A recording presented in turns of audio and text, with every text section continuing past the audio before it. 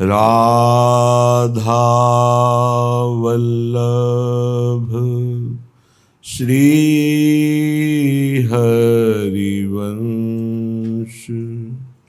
राधा वल्लभ श्री हरिवंश। वृंदावनेश्वरी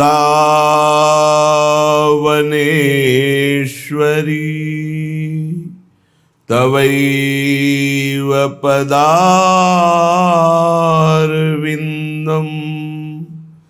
प्रेमामृतैकमकरंद रसौघपूर्णम्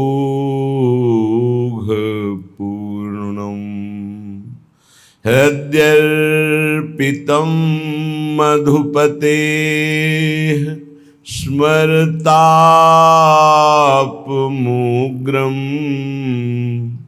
निर्वापयत् परम शीतलमाश्रयामि।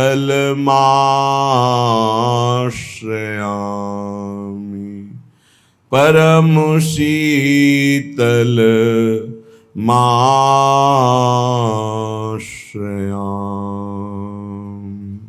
परम करुणा में आचार्य चरणों का आश्रय लेने वाले उपासक को अन्य कोई साधन अपने अंतःकरण के निर्मल करने के लिए, पाप नष्ट करने के लिए करे तो कोई बात नहीं है, पर आवश्यक नहीं है।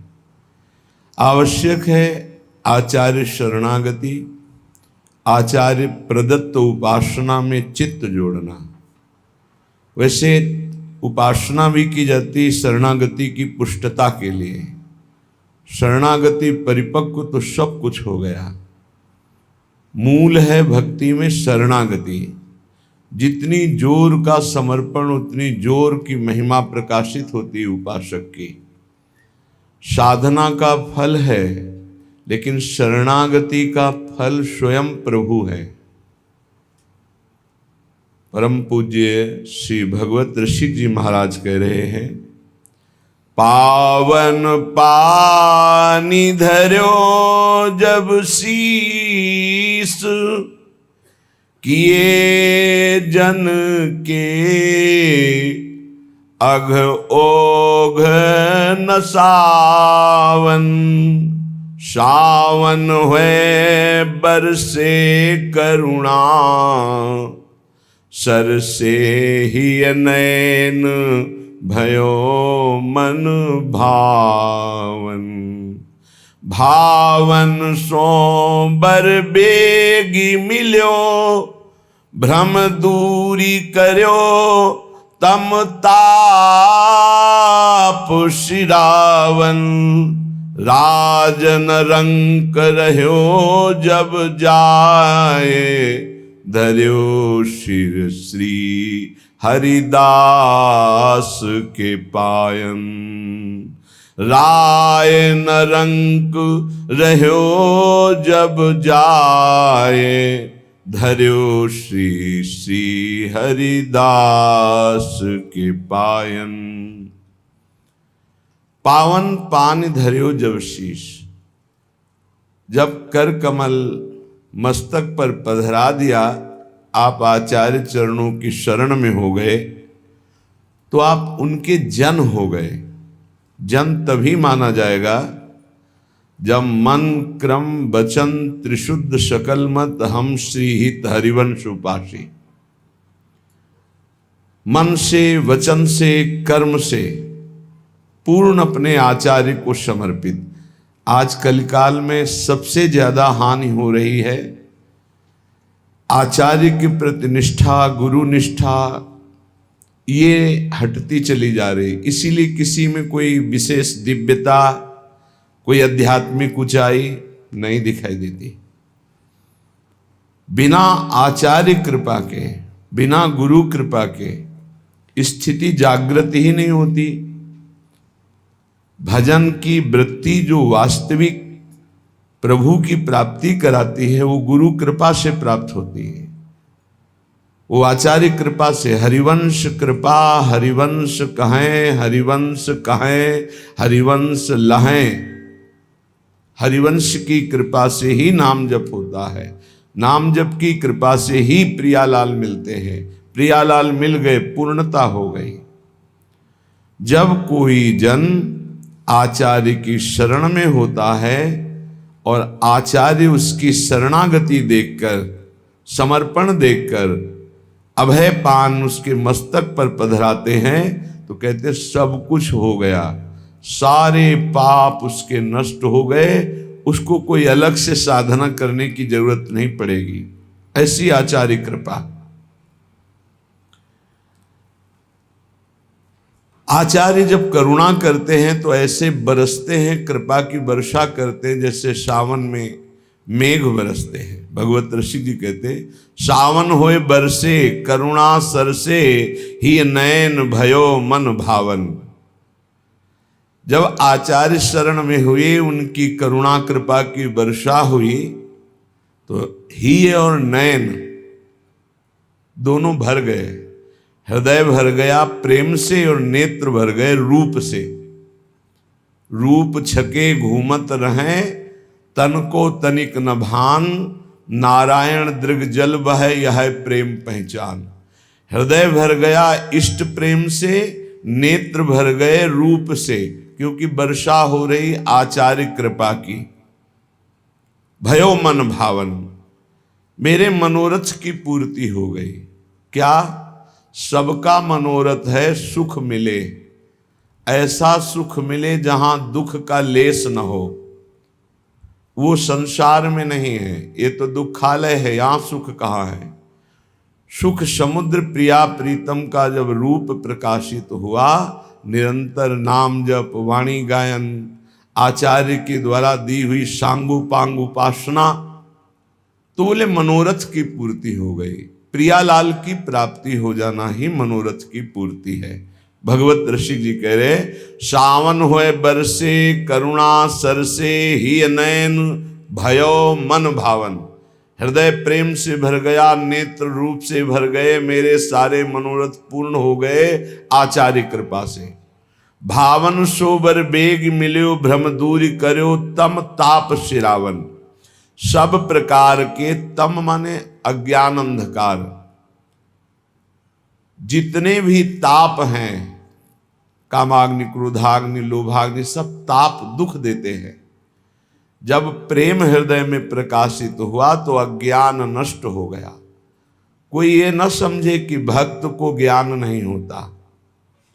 भक्त को जो ज्ञान विशुद्ध होता है वो शास्त्र ज्ञानी को भी नहीं होता है, क्योंकि भक्त का चित्त संसार से हटकर जब चित्तचोर प्रभु में लगता है तो प्रभु ज्ञान के समुद्र, वैराग्य के समुद्र, प्रेम के समुद्र, ऐश्वर्य के समुद्र, रूप के समुद्र, सब कुछ प्रकाशित हो जाता है।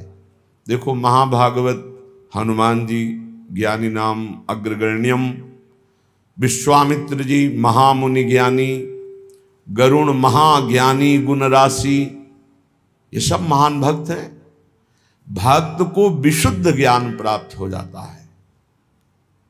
तो तम माने अज्ञान, अज्ञान का आचार्य कृपा से नाश हो जाता है।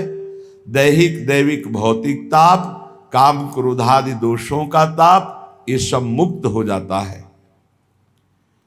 समस्त भ्रमों को दूर करके प्रेम में उन्मत्तता प्रदान करने वाले, महल की टहल प्रदान करने वाले श्री ललितावतार श्री स्वामी जी महाराज, ये जो सहचरियां बड़ी सामर्थ्यशाली है। जो इनके चरणों में प्रणाम करता है, जो इनके चरणों में शरणागति स्वीकार करता है, तो उसकी ये दैन्यता दूर हो जाती है कि मेरे अंदर अमुक कमी है, ये दूर हो जाती है। कोई कमी नहीं रहती। पूर्णता, जैसे सखियों में पूर्णता होती है, ऐसे आचार्य उसे पूर्ण बना देते हैं। रसमय हरिवंश परम परमाक्षर श्री हरिवंश कृपा सदनम, कृपा के सदन, रस के समुद्र, उसे रस में डुबो देते हैं। इसलिए बड़े भाग्यशाली हैं जो आचार्य शरणागत हैं। श्रीपाद प्रबोधानंद जी महाराज कह रहे हैं, राधा कृष्णा वनधिक समौ रूप लावण्य लीला, वैदग्ध्याद्य निर्वधि मिथोर्वद्य गाढ़ानुरागौ, सांद्रानंदाम्बुधि रसचमत्कार धारां वहन्तौ, वृंदारण्ये परिचर मुदा नित्य सत्ता प्रकाशौ। अनधिक सम, कोई किसी से कम नहीं है। लाल मरकत मन छबीलो तुम जो कंचन गात, बनी श्रीहित हरिवंश जोरी उभय गुण गण मात। लालजू का लावण्य बढ़ता रहता है और लाडली जू का रूप बढ़ता रहता है। इसलिए श्रीपाद करे, राधा कृष्ण वनधिक समौ, कोई अधिक नहीं है, दोनों एक ही तत्व हैं। नागरी नौ किशोर मिथुन मनस्य चोर, दोनों एक दूसरे के चित्त को चुरा रहे हैं।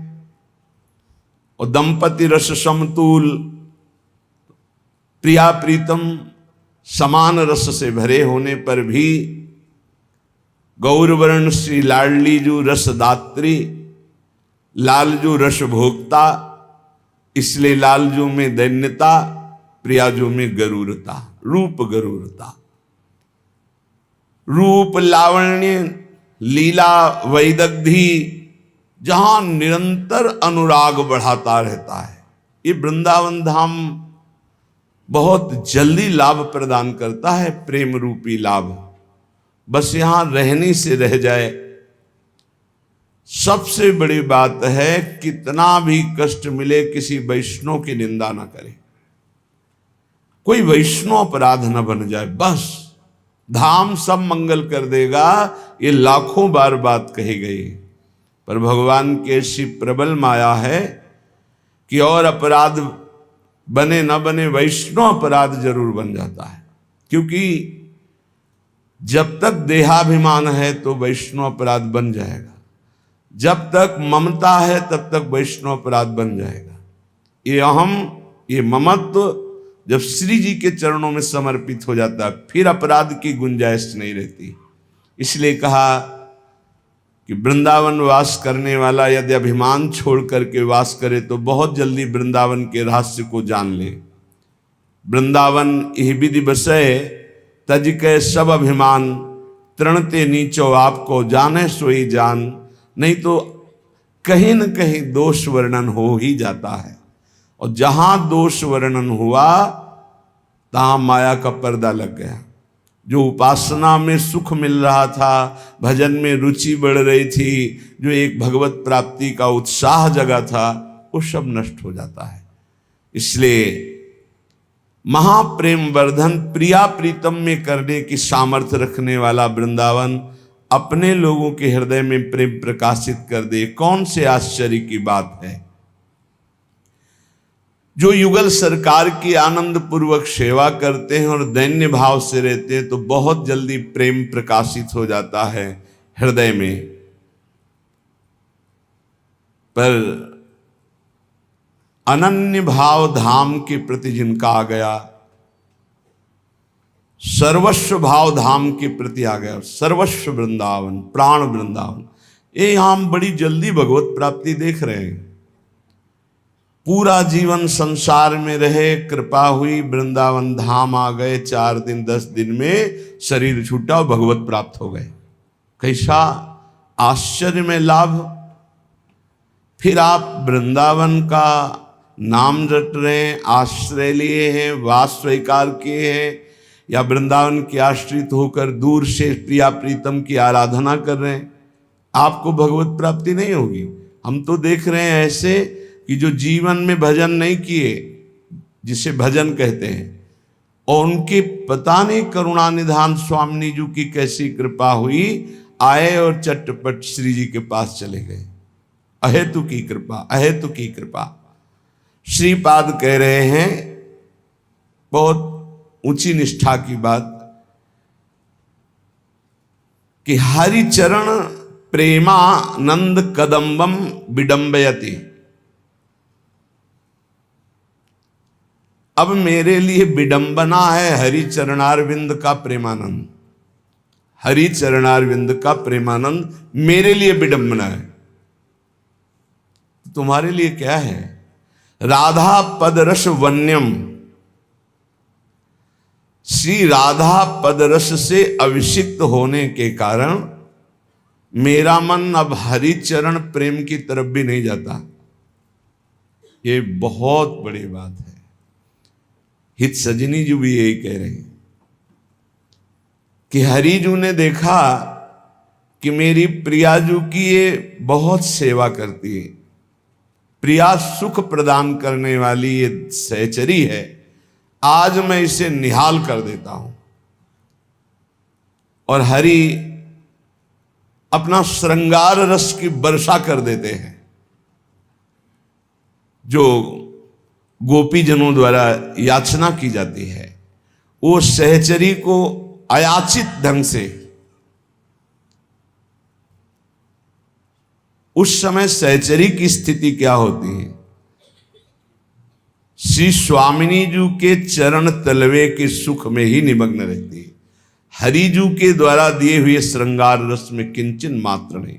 तवैव श्री राधे पदरस विलासे मम मनः, मेरा मन है प्रियाजू आपके चरण विन्यास में, आपकी चरण सेवा सुख में ही, इनके नाना प्रकार के श्रृंगार रस में भी मेरा मन। बहुत उच्च कोटि की ये प्रेम धारा प्रकाशित होती है वृंदावन में प्रियाचरण अरविंद की, बहुत उच्च कोटि की। यदि हरिचरण प्रेमानंद कदम्बम विडंबयति, मेरे हृदय में हरिचरणारविंद का प्रेम आनंद अब विडंबना मात्र है। क्यों? बोले राधा पदरस वन्यम वृंदारण्यम तदान्य वार्ता का। अब तो मुझे राधा चरणारविंद के प्रेम रस का स्वाद मिल गया, जिस प्रेम रस स्वाद के लिए स्वयं लालजू उन चरणों को मस्तक पर लगाते, हृदय से लगाते, नेत्रों में लगाते। चापत चरण मोहन लाल, कबों कर गही नयन लावत, कबों छुआवत भाल।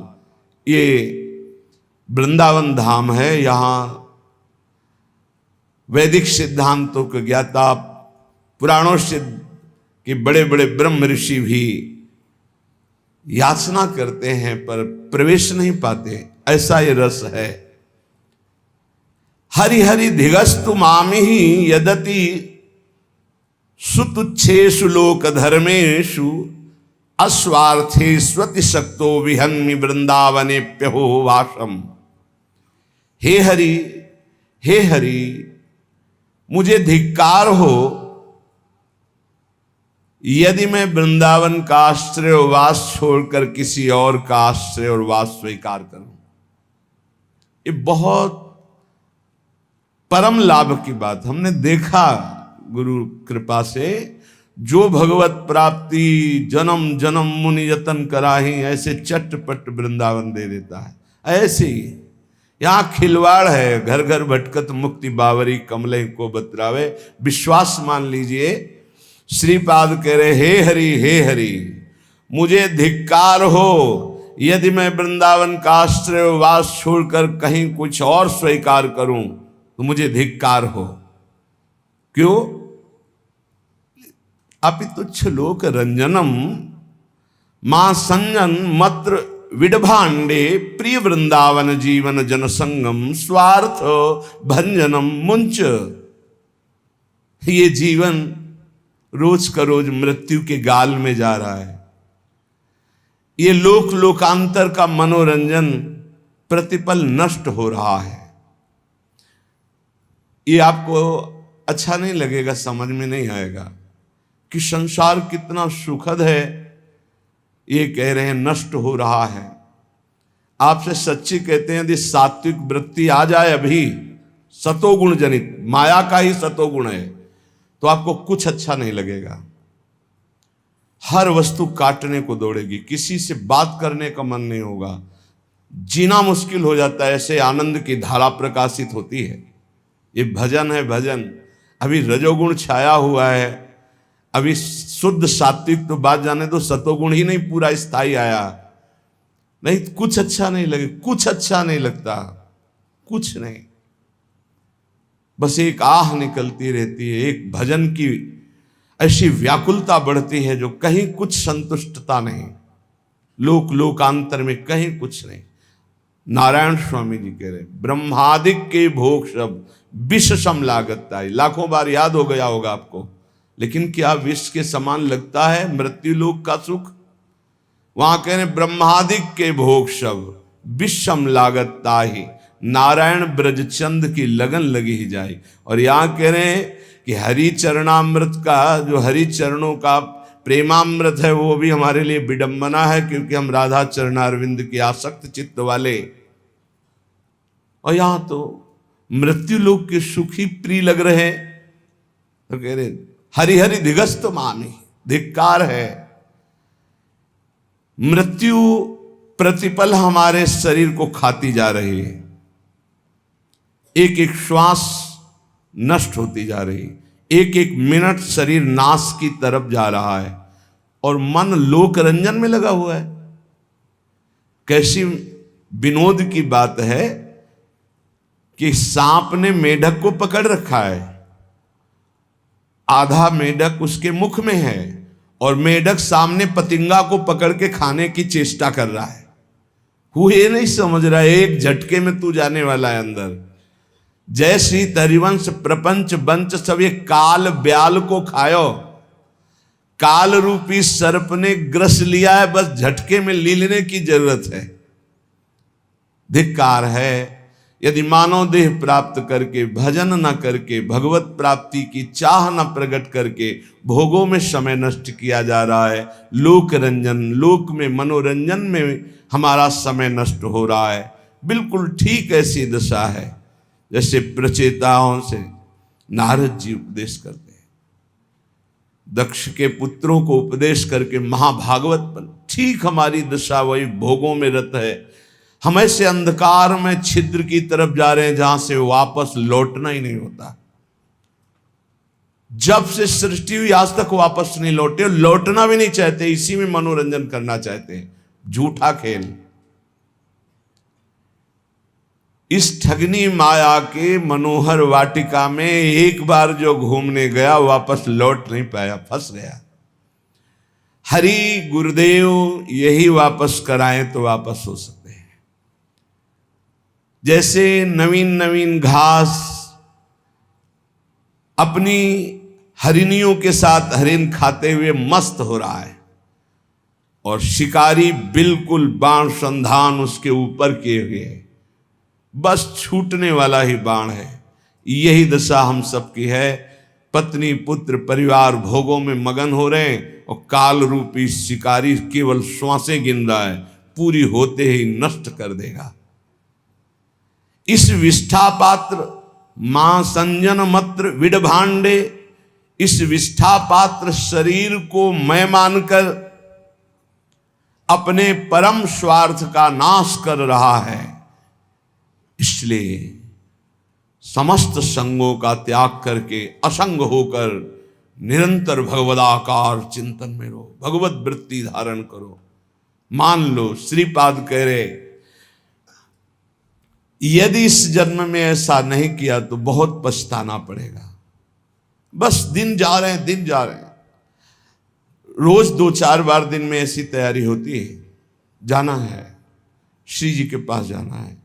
हमें प्रतिपल ऐसी तैयारी में रहना है जैसे किसी को विदेश जाना है, अभी मकान भी बेच देते हैं, खेती भी बेच देते हैं, अब तो यहाँ रहना नहीं, जाना है। ऐसे ही अभी क्या समर्पण में कमी रह गई? कुछ अपना तो नहीं रह गया है, कहीं किसी का कर्जा तो नहीं है, कुछ देना तो नहीं है, कुछ लेना तो नहीं है, बिल्कुल फाइन, रोज का रोज बराबर। पता नहीं कब चलना हो, इसलिए बिल्कुल तैयारी रखो। ना किसी से द्वेष, ना किसी से राग। इसी जन्म में ऐसी स्थिति बना ले, ना कोई अपना ना कोई पराया, निरंतर भजन तो जीवन मुक्त है। श्रीपाद कह रहे हैं अब मैं अपना जीवन व्यर्थ करने वाला नहीं, इस विष्ठा पात्र शरीर को मैं मानने वाला नहीं। यही परम उपदेश मां ने अपने पुत्र को दिया था। कोई बिरला ही मां होती जो ऐसा उपदेश देती है। जब बालक हुआ मदालसा जी के और वो थोड़ा विवेक, तो छोटी सी बात में जैसे रो देना, तो उन्होंने कहा क्यों रोता है रे? शुद्धो सिरे तात नतेस्ति नामो, बहुत सुंदर। कृतम हि ते कल्पनया धुनैव पंचात्मकं देहमिदं न तेस्ति नैवाश्रुतं रोदसी कश्य हेतो। बेटा धन्य है ऐसी मां जो अपने बेटे को ऐसा उपदेश करे, नहीं तो कितने ऐसे नौजवान भाई जो सत्संग सुनकर उत्साह में भरकर विषयों का त्याग करके घर गृहस्थी में ही रहकर भजन करना चाहते, पूरा परिवार उनका विरोध करने लगा। कैसा परिवार है? नरकगामी बनाने के लिए उत्साहित हो और अपने बेटे को परम पद में, सबसे ऊंचे पद में बैठने के लिए जब वो तैयारी कर रहा है तो तुम उसे गिरा रहे हो। तुम माँ हो, पिता हो, सुहृद हो या दुश्मन हो। जाके प्रिय न राम वैदेही तजिए ताहि कोटि बैरी सम जद्यप परम सनेही। कोई भी हो भगवत मार्ग मत छोड़ना, बड़े भाग्य से प्राप्त होता है। ये सब माया के पार्षद हैं जो मना करते हैं कि भजन न करो, पाठ न करो, सेवा न करो। देखो असत क्रियाओं को मना नहीं करते, गंदी क्रियाओं को मना नहीं करते, भगवत क्रियाओं को मना करते। और धन्य है माता मदालसा जिन्होंने कहा क्यों रोता है? तू शुद्धो सिरे तात नतेस्ति नाम। बेटा तू शुद्ध आत्मा है, तेरा यह कोई नाम नहीं है, शरीर का नाम है। तू कल्पित नाम से युक्त पुकारा जा रहा है, तेरा नाम नहीं है, तेरा यह शरीर नहीं है। इस शरीर पंचभूतों का ढांचा है, तू शरीर नहीं है। ना ये तेरा है ना तू इसका है। बेटा किस लिए रो रहा है? शुद्धो सिरे तात नेतेस्ति नाम, तेरा नाम नहीं है। कृतम हिते कल्पना युधा नहीं। ये कल्पना है, कल्पना तूने कामनाएं की, उसी की वजह से तू शरीर में फंस गया। तू शरीर नहीं है, पक्की बात। कल एक नवयुवक भाई कह रहे थे कि हमें बड़ा संशय है, आप प्रमाणित कीजिए विज्ञान और अध्यात्म को एक करके। आज हम आधुनिक पढ़ाई पढ़ने वाले लोग हैं, हम कोरी श्रद्धा में नहीं फंसने वाले। प्रमाणित कीजिए आप कि आपका अध्यात्म सत्य है। कैसे प्रमाणित करें? विज्ञान केवल स्थूल को जानने वाला है, वो भी बहुत प्रवीण विज्ञान में जो है, केवल स्थूल जगत, इसके आगे नहीं।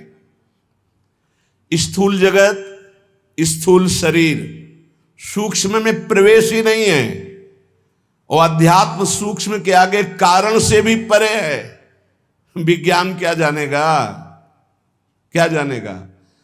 विज्ञान केवल स्थूल जगत, स्थूल ढांचा, इसी का केवल विज्ञान है और कोई विज्ञान नहीं। हमें बता दीजिएगा।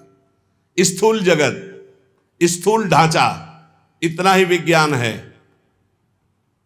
कोई यंत्र तैयार हुआ आज तक विश्व ब्रह्मांड में जो सूक्ष्म शरीर को दिखा सके, जो कारण शरीर का अनुभव करा सके? फिर आत्म तत्व तो ये बहुत ही स्थूल जगत।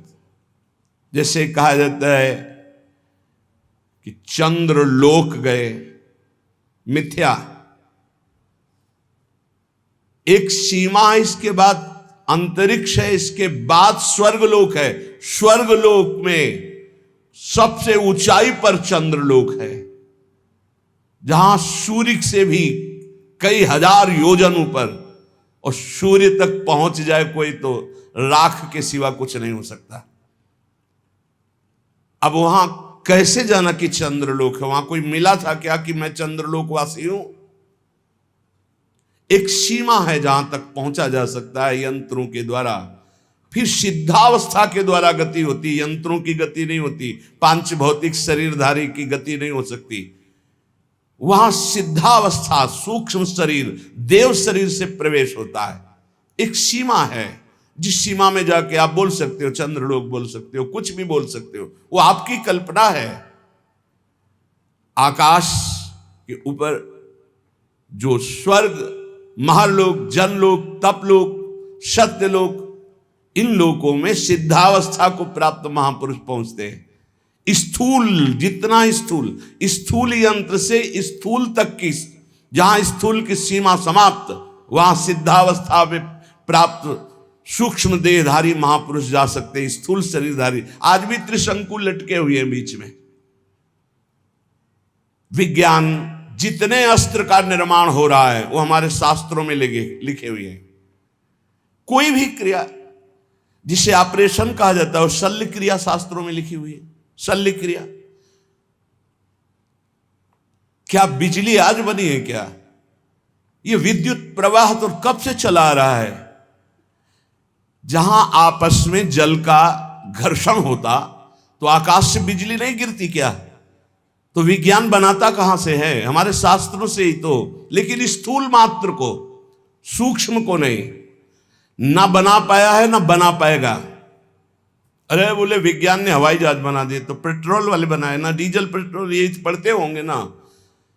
ऐसे विमानों का ब्रह्म ऋषियों ने निर्माण किया जिसमें न ड्राइवर की जरूरत है, न पेट्रोल डीजल की जरूरत है। ए पुष्पक चलो अयोध्या, चल गया। पुष्पक रुक जाओ, पुष्पक रुक गया। और ऐसे एक विमान नहीं, असंख्यों विमान देवलोक में हैं, पर पहुंच नहीं। कोई ललकारे ना अध्यात्म को। जहां से भौतिकवाद समाप्त होता है वहां से अध्यात्म प्रारंभ होता है। जहां विज्ञान हाथ खड़ा कर देता है वहां से प्रारंभ होता है अध्यात्म। अध्यात्म को कैसे? इसलिए पुत्र तू रो मत, तू शुद्ध आत्मा है।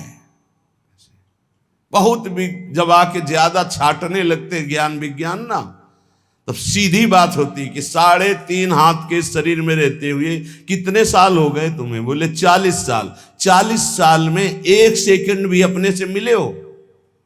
कल एक प्रश्न करता हम कोरी श्रद्धा पे विश्वास नहीं करते, जिसको हमने देखा नहीं उसको हम मानते नहीं। तो तुमने अपने को देखा अपने को? अब चुप, मानते हो ना तुम हो? हाँ। कौन हो? पता नहीं। इतने मूर्ख हो कि तुम्हें अपना पता नहीं, तो तुम तत्व को क्या जान जाओगे? भगवान को क्या जान जाओगे? अध्यात्म को क्या जान जाओगे? ये खिलवाड़ नहीं है। अध्यात्म को खिलवाड़ मत समझो। ये जो भगवत मार्ग के पथिक हैं इनको ऐसा मत समझो कि ये सांसारिक रहस्य को ना जानने वाले, ये क्रियाओं के कर्ता ना हो करके बैठ करके मांगते खाते पड़े रहते। नहीं, जहां तुम्हारी सोच नहीं वहां हर समय स्थिति रहती है। जो वास्तविक भगवान के मार्ग में चलते हैं, तुम समझते हो हम बहुत कार्य करने में प्रवीण हैं। 1 घंटा हम बता दें, एक बिंदु पर अपने मन को लगा के दिखाओ। 1 घंटा काम करके दिखाओ जो 24 घंटे किया जाता है। जो संत महात्मा 24 घंटे कार्य करते हैं, तुम 1 घंटा करके दिखाओ। क्या? सर्वस्व भूल करके, देह भाव को भी भूल कर एकमात्र सच्चिदानंद में हाहाकार मचा देगा। मन हाहाकार मचा देगा। हाँ, इसे लगा सकते हो 1 घंटा टीवी चला के हाथ में माला लेके, 1 घंटा देह भाव का विस्मरण करके परमात्मा तत्व में स्थित होना। तो मजाक समझा जाता है अध्यात्म को, अभी समझा नहीं। शुद्धो सिरे तात न तेस्ते नाम। जो पहले भी था वही मध्य में था, वही अब है, वही रहेगा। उसका ना कोई नाम है, ना कोई रूप है, ना कोई भेष है। वो कौन है? बोले शुद्धो सिरे तात न तेस्ते नाम कृतम ही ते कल्पन याधुनैव पंचात्मकम देहमिदम न तेस्ति नैवास्त्र तुम रोदसी कस्य हेतु। बेटा तू क्यों रो रहा है? तू शुद्ध बुद्ध परमात्मा अंश है, परमात्मा स्वरूप है। ये पांच भौतिक देह तेरा नाम नहीं है, ना तू देह है, ना ये तेरा देह है, ना देह का नाम तेरा है। किसके लिए रो रहा है? धन्य है माता ऐसी जो अपने पुत्र को शुद्ध ब्रह्म ज्ञान का उपदेश दिया। नवा भवान रोदिति वै स्वजन्मा शब्दो यमासाद्य महिष सूनुम विकल्पमाना विविधा गुणास्ते गुणाश्च बहुता सकलेन्द्रियेषु। तात तू समझ, ये रोना भी क्रिया तेरे में नहीं हो रही। तू आनंद स्वरूप है, तेरे में रोना कभी हो ही नहीं सकता। राजकुमार, ये तेरे शरीर का संबोधन किया जा रहा है, तेरा नहीं। ये इंद्रियां तेरी नहीं, तू इंद्रियों का नहीं, तो शुद्ध बुद्ध आत्मा है। तेरे में ना गुण है ना अवगुण, तो गुण और अवगुण दोनों से अतीत सच्चिदानंद स्वरूप है। देख, जो इस जगत में दुर्बल हो जाते हैं उन्हीं के ऊपर भूतों की आवेश वृत्ति होती है, दुखों की होती है। तो निर्बल नहीं तो सबल। जब ही चीख चीख के कहते हैं तू भगवान का अंश है, भगवत स्वरूप है, तू सब कुछ कर सकता है, हिम्मत कर। जरा सी हार हो गई, जरा सा नुकसान हो गया, बोले आत्महत्या कर लेंगे, आत्महत्या कर लोगे। तुम समझते हो तुम कौन हो? भगवान का स्वरूप हो, भगवत स्वरूप हो। बेटा, इस जगत में जो दुर्बल बन गया मारा गया। दुर्बल नहीं, कभी परास्त नहीं होना, हारने पर भी परास्त नहीं होना। मैं भगवद अंश हूं। कोटि जगह जन्म लग रगर हमारी, बरौ संभनत रहो कुमारी। करोड़ जन्म तक मैं आराधना करूंगा और अपने इष्ट को प्राप्त करूंगा, मैं परास्त होने वालों में नहीं। ऐसा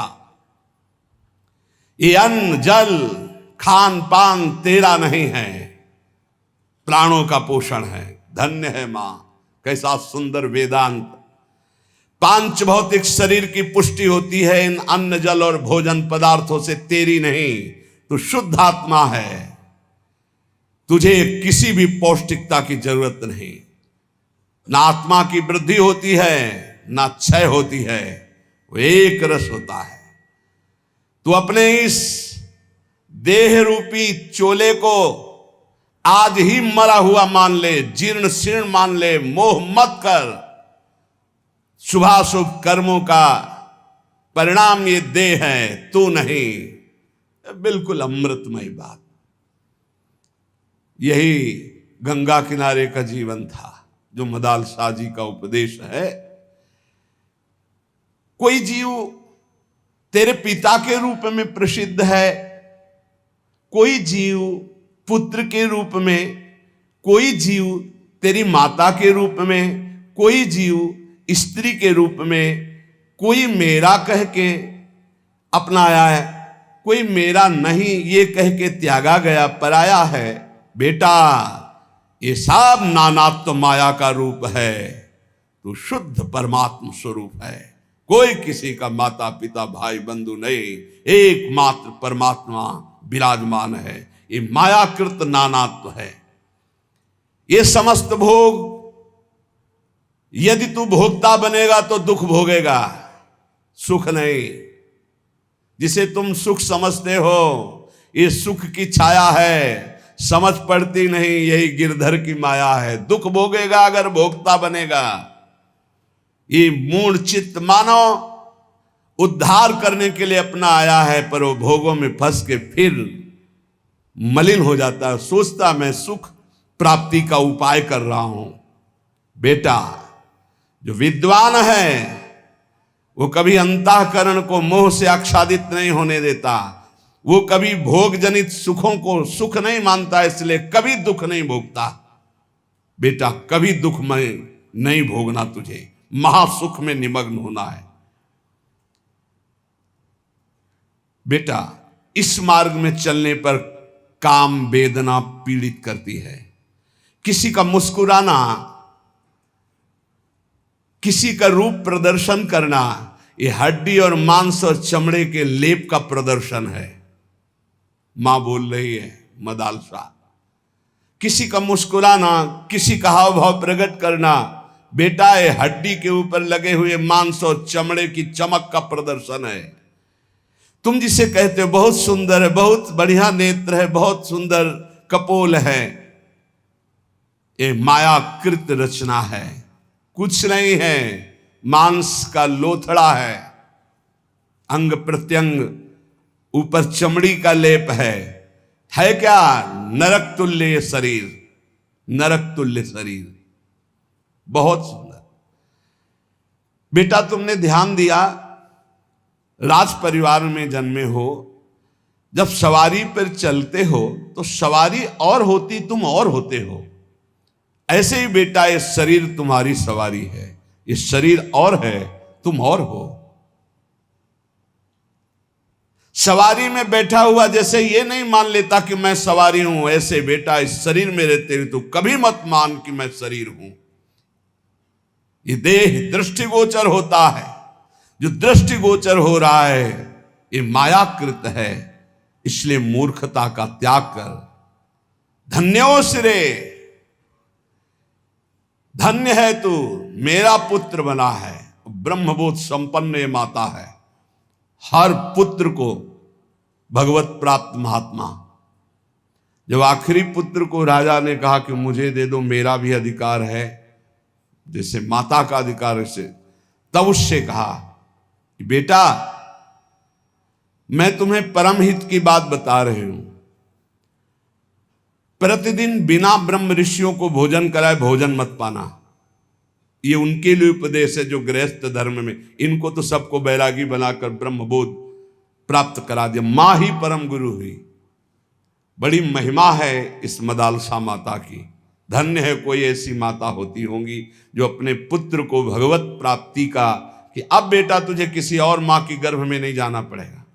मैं प्रण करती हूं, अपने पति से कहा था मदालसा जी ने, अगर मेरे गर्भ में जो भी जीव आएंगे तो उनको ब्रह्मबोध करा के ही छोड़ूंगी, दोबारा किसी मां के गर्भ में जाए ऐसा नहीं होने दूंगी। जब आखिरी पुत्र को रोक लिया तब उन्होंने कहा बेटा बिना ब्रह्म ऋषियों को भोजन कराए भोजन मत करना। बंधु बांधवों की इच्छाओं को पूर्ण करने की में तत्पर रहना। किसी की जैसे पदार्थ हैं, वस्तुएं हैं, पहले अपने बड़े बुजुर्गों को, बालकों को, सबको देके फिर प्रयोग करें। अपने हृदय में सदैव सबकी भलाई का ध्यान रखना। गृहस्थ धर्म में रहते हुए ये बातें समझ लीजिए। धन्य है वो जिनकी रसोई में कोई अतिथि रोज पाते रहते, संत महात्मा वैष्णव जन। इसीलिए ब्रजवासी जन धन्य है। 2500 संत जो है रोज माधुकरी मांगते इनके दरवाजे में। अब तो कलिकाल का समय आ गया तो गांव नगरों में अब वैसी लाभ वृत्ति नहीं रह गई, क्योंकि संत जन धाम और तीर्थों का आश्रय लेके भजन करने लगे। अब भ्रमण करें तो लोग कहते हैं बच्चा चोर है, मार डालते हैं, घेर लेते हैं, लाठियां चलाते हैं। कैसा प्रभाव कलयुग का है। अरे ऐसे घेर के सैकड़ों लोगों ने मिलकर के संतों को मारा कि पूछो मत, जैसे कोई जंगली जानवर आ गया हो। अरे भाई, यदि तुम्हें लगा कि ये चोर है या ये अमुक है तो तुम्हें बंदी बना लेना चाहिए, कमरे में बंद कर देते, दिन में आप जांच करते। तुम इतने लोग थे, ऐसे कैसे मार दे। तो आजकल भ्रमण का भी समय नहीं रह गया। नहीं तो पहले सब नगर गांवों को सौभाग्य मिलता था, दंडी सन्यासी वैष्णव जन जा जा करके भिक्षान्न पाते, उनकी बुद्धि शुद्ध होती। अब वो भी नहीं सौभाग्य गृहस्थों को रह गया। कहीं कहीं ऐसा सौभाग्य जो सदैव अपनी रसोई में बने हुए अन्न को गौग्रास निकालता है, पक्षियों के लिए निकालता है, अतिथि को भोजन कराता है, उसकी गृहस्थी पावन हो जाती है। गृहस्थ धर्म उसका पावन हो जाता है। अपने मन में सदैव श्री हरि के नाम का चिंतन करना,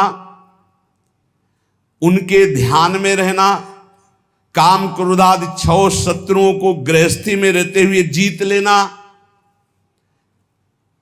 और माया का आवरण तुम्हें ढक न पाए, इसलिए सावधान रहना। जो धन के लिए धर्म का आश्रय लेता है, धन के लिए धर्म का आश्रय लेता है, उसका धन उसके परिवार की उन्नति कराता है। जो धन अधर्म से कमाता है उसके परिवार का पतन हो जाता है, नाश हो जाता है। धन का प्रयोग सदैव दूसरों के सुख के लिए उतना पर्याप्त है जितना अन्न पेट में चला जाए, वस्त्र और बकाया परिवार की सेवा, राष्ट्र की सेवा, अन्य जनों को जिनको आवश्यक है उनकी सेवा। ये कमाने के लिए भेजे गए हो, ये ज्यादा जमा करने के चक्कर में मत पड़े, नहीं जमा रहेगा, वो जमा रहेगा, दूसरे ही उसका प्रयोग करेगा। आप तो ना सुकृत कर पाए, सद्व्यय कर पाए और ना उसका भोग कर पाए, व्यर्थ में आपका गया। गांव में तो कई ऐसे मकान खुदाई पर मिलते थे कि दीवार मोटी मोटी होती थी, उनमें कलसे में रुपए रखे मिलते थे। अब बोलो एक एक सिक्का जोड़कर मर गए, ना धर्म किया ना स्वयं भोग किया और जमा ऐसे पड़ा रहा। इसलिए बेटा धर्म का आश्रय लेकर धन कमाना और उस धन का सद्व्यय करना, सत्पुरुषों की सेवा में, सद्व्यवहार में। कभी पराई निंदा मत करना, ये मदालसा माता के, कभी पराई निंदा मत करना। विपत्ति से विपत्ति आ जाए तो भी किसी की निंदा मत करना। अगर कोई विपत्ति में पड़ा हो तो दौड़ करके उसका सहयोग करना। इस तरह तू आचरण करेगा तो तू भगवत प्राप्त हो ही जाएगा गृहस्थी में रहते हुए। संगः सर्वात्मना त्याज्यः सचेतुम न शक्यते शाश्वत भी सकर्तव्यः शताम संगो ही भेषजम कामा सर्वात्मना हेयो हातुम चेत शक्यते नशः मुमुक्षाम प्रति तत्कार्यम शैव तस्यापि भेषजम। ये दो श्लोक लिख के अंगूठी में बांध दिए थे। जब तुम्हें ज्यादा परेशानी हो तो ये दवा लिखी, इसमें पढ़ लेना ये दो श्लोक। आसक्ति का सब प्रकार से त्याग कर दो। यदि त्याग करने में सामर्थ्य ना हो तो संत पुरुषों का संग करना, क्योंकि संत पुरुषों के संग से सब आसक्तियों का नाश हो जाता है। कामनाओं को सर्वथा छोड़ देना, यदि ना छोड़ पाओ तो मोक्ष की कामना करना। मोक्ष की कामना से सब कामनाओं का अपने आप नाश हो जाता है। और मुमुक्षता, मोक्ष की इच्छा जब जागृत हुई, माया का नाश हो जाता है और वो भगवत प्राप्त हो जाता है। अब मैं मुक्त होना चाहता हूं संसार से। मदालसा जी ने अपने समस्त पुत्रों को भगवत प्राप्ति कराई। जो उपासक भगवत तत्व में स्थित होना चाहता है तो गुरु शुश्रूषणम सत्यम अक्रोधो दानमेव च एतच्चतुष्टयम् ब्रह्मन् शिष्टाचारेषु नित्यदा। जैसे शब्द सुने गए और वो हृदय में जाकर हमारी व्याकुलता पैदा कर दें। जैसे आज सुना कि तू देह नहीं, शुद्ध बुद्धात्म तत्व है, हर विकार इससे मिटाया जा सकता है। पर वो टिके कैसे? वो शब्द हमारे अंदर जाकर के टिके कैसे? तो कह रहे ये चार बातें जिनमें हैं तो परमार्थ के शब्द अंदर गूंजने लगते हैं और उसका परिवर्तन कर देते हैं। सबसे पहले संत कृपा होती है, तभी वो शब्द हमको सुनने को मिलते हैं। कभी कभी ऐसा होता है कि पूर्ण भ्रष्ट आदमी के कान में भी जो भगवान के भजन में मगन संत जन है, उनकी जब बातें पड़ती तो जबरदस्ती उनका परिवर्तन कर देती है। उनका पावर जो भजन का है, कृपा का है गुरुजनों के, वो शब्द के साथ जाता है और जीव का परिवर्तन कर देता है। पर उससे आगे बढ़ने के लिए, जैसे देखा गया 4-6 महीने तो ठीक चला, हम फिर फिसल गए। वो उनके वचन का पावर आपको बिल्कुल नार की स्थिति से ऊपर उठाया था। अब आपको संभल के चलना पड़ेगा। ऐसा नहीं कि जीवन भर बस वो काम कर जाएगा, नहीं। एक बार आपको निकाल के अब फिर दलदल में गिरोगे जाके तुम मरो। आगे ठीक से चलो। ठीक से कैसे चल पाएंगे? तो कह रहे गुरु शुश्रूषणम सत्य मक्रोधो दान में वच। शिष्टाचार की यहां व्याख्या नहीं कर रहे गुरु शुश्रूषण, यहां कह रहे गुरुदेव को समर्पित होकर उनकी सेवा के द्वारा जो हमारे अंदर गंभीरता आती है, सहनशीलता आती है, भागवतिक सद्गुण आते हैं, वही हमको इस मलिन माया के आकर्षण से बचाते हैं। जब हम गुरु सेवा में, तो फिर ये प्रश्न आ जाता है कि क्या सबको कहाँ इतना टाइम है और गुरु को इतना टाइम कहाँ है कि सबकी सेवा ले? तो गुरु सेवा आज्ञा होती है, आज्ञा। ये जो सत्संग हो रहा है, ये जो एकांतिक हो रहा है, ये जो आपको उपदेश मिल रहे हैं, इनका पालन करना ही गुरु सेवा है। हाँ, प्रगट में अवसर मिल जाए किसी को कि कोई संत हैं, बीमार हैं, या वस्त्र धो देना है, औषधि दे देना है, भोजन दे देना है, ये बाह्य शरीर की सेवा है। आंतरिक गुरु सेवा है उनकी आज्ञा का, और ये सब कोई कर सकता है, आज्ञा पालन। कह रहे गुरु शुश्रूषणम, गुरु सेवा। इसीलिए शुद्ध ज्ञान प्रकाशित नहीं हो पाता, क्योंकि आज स्वयं सब गुरु बन जाते हैं। गुरु के अधीनता, गुरु सेवा, ये बहुत बहुत दुर्लभ बात है। धन्य है वो जो अपने गुरुजनों की आज्ञा में चलते हैं। नहीं, यहां सब प्रारंभ से ही मान के भोक्ता बन जाते हैं, प्रारंभ से ही गुरुगिरी हृदय में आ जाती कि मैं, वो बिगड़ गया। जब जीवन भर गुरुदेव की आज्ञा में रहा जाता है, तो उसके हृदय में गुरु तत्व स्वयं प्रकाशित हो जाता है।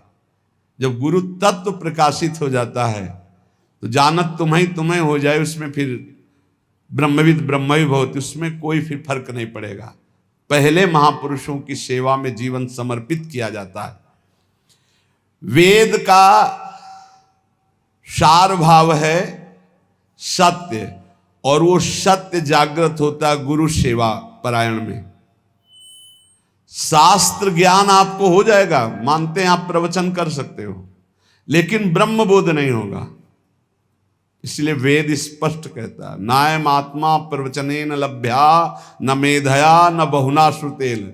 ना प्रवचन करने वाले को आत्मबोध होता है, न बहुत सुनने वाले को आत्मबोध होता है, ना बहुत बुद्धिमान को होता है। बोले किसको होता है? बोले आत्मा जिसको वर्ण कर लेती है। आत्मा क्या? गुरुदेव। आत्मा हरिवंश, आचार्य गुरुदेव जिसको कृपा करके वर्ण कर लेते हैं, उसे ब्रह्म बोध हो जाता है। कृपा करके वर्ण, जो उनकी आज्ञा पे चलता है। भगवान श्री राम जी ने कहा कि वही मेरा सेवक है जो मेरे अनुशासन में रहे, मेरी आज्ञा पे रहे, आज्ञा का पालन करे, वही मेरा सेवक है। सेवक वही जो आज्ञा पालन करे, जो गुरु सेवा। और फिर कह रहे हैं सत्य। सत्य भगवान का नाम है। जो भगवान नाम जप करते हैं, जो सद आचरण करते, शास्त्र विरुद्ध आचरण असद आचरण है, और शास्त्र के अनुकूल आचरण सद आचरण है। सद आचरण, सद भाषण, सद चिंतन, उसे सत्य कहते हैं। जिसका वचन, कर्म और मन, संकल्प विकल्प आदि सत्य के अंतर्गत करे, वही सत्य है। और मक्रोधो, जब आपका साधन बनेगा तो आपको गुस्सा आने लगेगी। ये अनुभव की बात कह रहा हूं। जब ठीक साधन बनेगा तो बिल्कुल चिड़चिड़ाहट स्वभाव में आने लगेगी, असहनशीलता। बस इसी को समन कर जाना है सहनशीलता के द्वारा। थोड़ी सी भी बात सहन नहीं होती, वो एकदम क्रोध करने लगता है, क्योंकि उसके अंदर ऊर्जा शक्ति का संचार होता है, पावर बढ़ता है भजन से। और पावर बढ़ता है तो फिर नम्रता के द्वारा, सहनशीलता के द्वारा, तितिक्षा के द्वारा, क्षमा के द्वारा इस पावर को बचाया जाता है, पचाया जाता है। नहीं तो बहुत जल्दी छीन हो जाता है। आप देख लेना, सही भजन चल रहा है, ठीक आचरण है आपके, तो पहला दोष पैदा होगा ये असहनशीलता। अगर बात करें तो एक चिड़चिड़ाहट सी होगी, एक अच्छा नहीं लगेगा। जरा सा कोई गलती कर दे तो एकदम कड़वा स्वभाव इसको शासन में ले। ये होता है, खुद अनुभव की बात कह रहा हूं, होता है। इसलिए कहा कि गुरुजनों की सेवा, सत्य आचरण, सत्य भाषण, सत्य विचार, और फिर कहा मक्रोध हो, अक्रोध, क्रोध ना करना। क्रोध के बहुत से आपके सामने उपाय भेजे जाएंगे जिससे आपको गुस्सा आ जाए, पर आप गुस्सा न कीजिएगा, नहीं तो आपका जो भागवतिक पावर बना है वो क्षय हो जाएगा।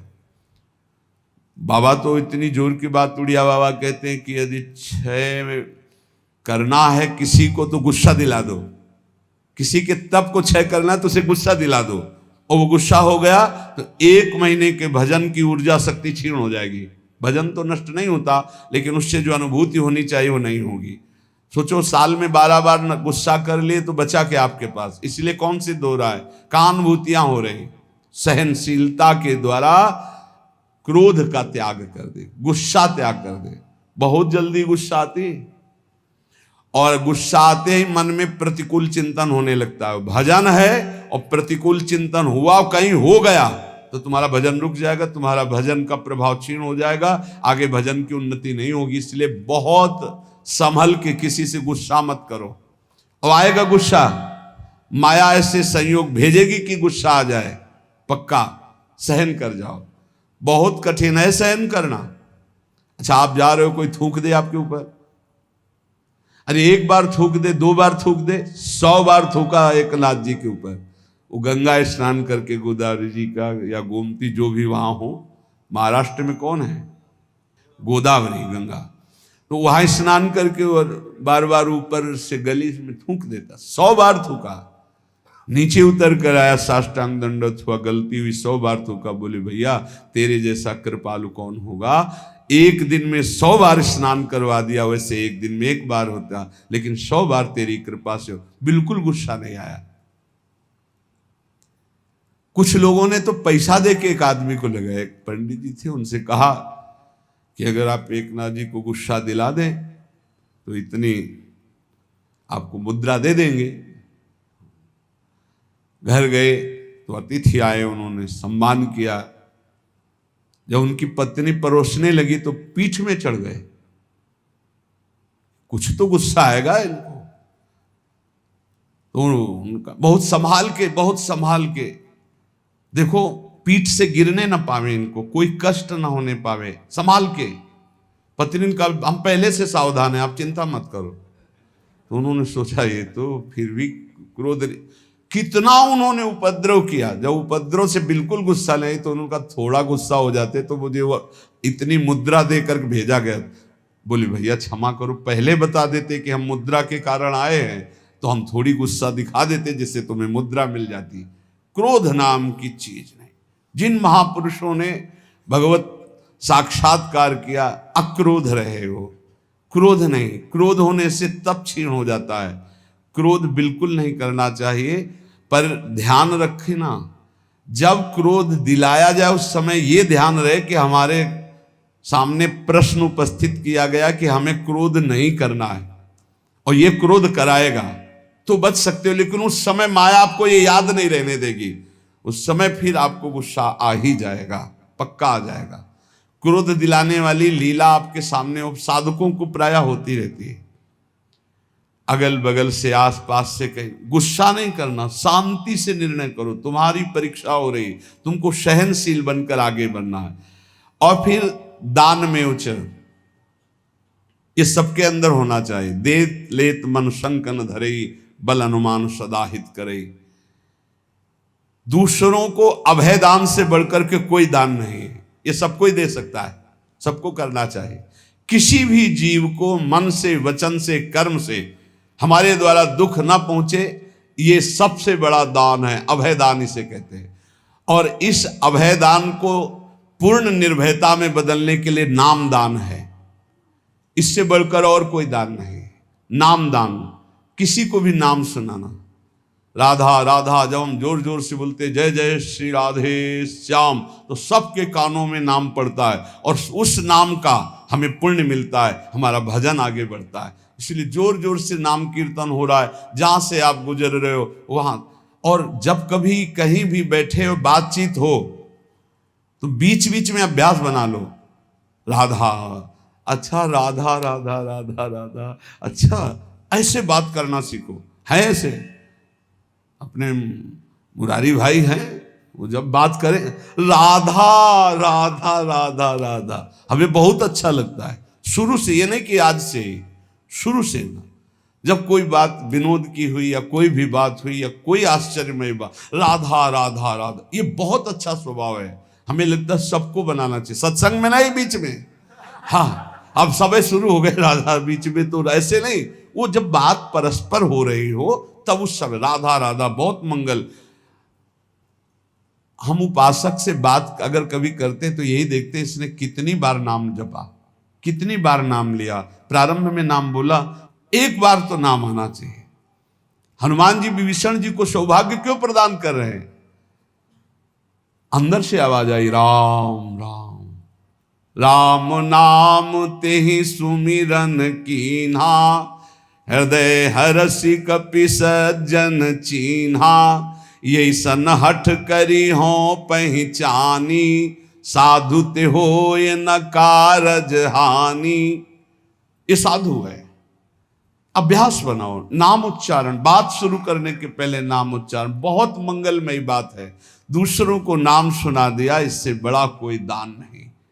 ये चार बातें जिसके जीवन में हैं वो अपने भजन को बढ़ाएगा, भजन को बचाएगा और भजन को पचा लेगा। गुरु आज्ञा में रहना, सत्य क्रिया, सत्य विचार, सत्य भाषण और क्रोध ना करना, और दूसरों को अभय दान देना, भगवान नाम सुनाना, ये चार बातें बहुत जोर की, जिसमें जीव का परम कल्याण हो जाता है। वेद का सार है सत्य, सत्य का सार है जितेंद्रियता, और जितेंद्रियता का सार है त्याग, वैराग्य उपरति। त्याग भोगों की इच्छा पर भोगूंगा नहीं क्योंकि भगवत प्राप्ति करनी, वैराग्य भोगने की इच्छा ही नहीं रही, उपरति भोग ही है, ऐसी वृत्ति ही खत्म हो गई। ये है संपूर्ण वेदों का सार।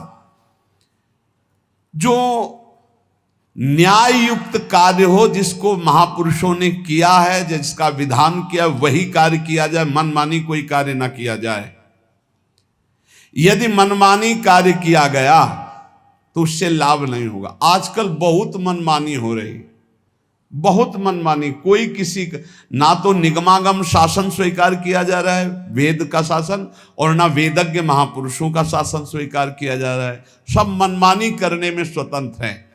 गुरु बस इस बात का कि तुम मंत्र हमें दो, हम 50 को और देते हैं, बस इस बात के लिए गुरु मंत्र दिया, उसका साक्षात्कार किया, इसके लिए नहीं। इसके लिए तो गुरु की अधीनता स्वीकार करनी पड़ेगी।